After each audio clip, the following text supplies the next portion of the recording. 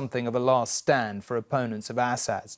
It had been controlled by Islamist fighters for 3 years. Its position on a hillside overlooking vast swathes of land made it an important strategic target. A Russian armoured truck heading to a Syrian front line. We're among the first Western journalists allowed to see how Russia's military might has helped secure the strategically important hilltop town of Salma. It was taken just a week ago from Islamist fighters, their calling card daubed everywhere. We're escorted by heavily armed Russian special forces and told not to stray from the road amid fears some of these buildings may be booby-trapped. The hospital is now reopened, but there is no information on civilian casualties. This Syrian doctor says they are now working hard to restore services to Salma and urges its residents to return. The liberation of Salma is being touted as a major strategic victory achieved with the support of Russian air power. But the price that has been paid here in this city can be seen all around.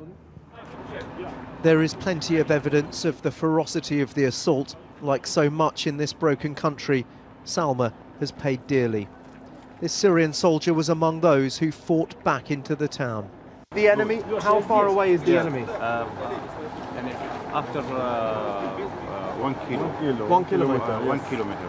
And it is Al-Nusra front?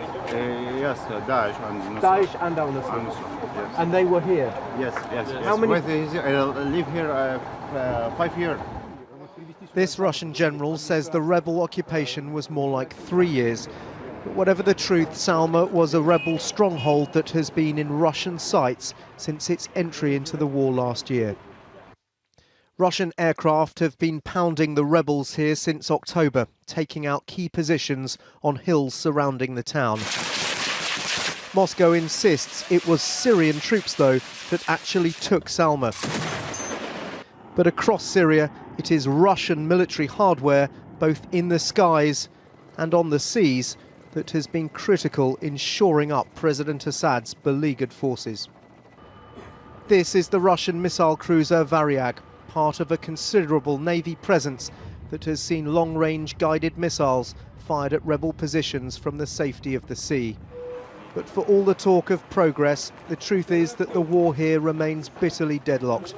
Russian boots on Syrian soil might have to become a much more common sight for the dynamic of this conflict to change dramatically in President Assad's favour. Dan Rivers, News at 10, Salma, Syria.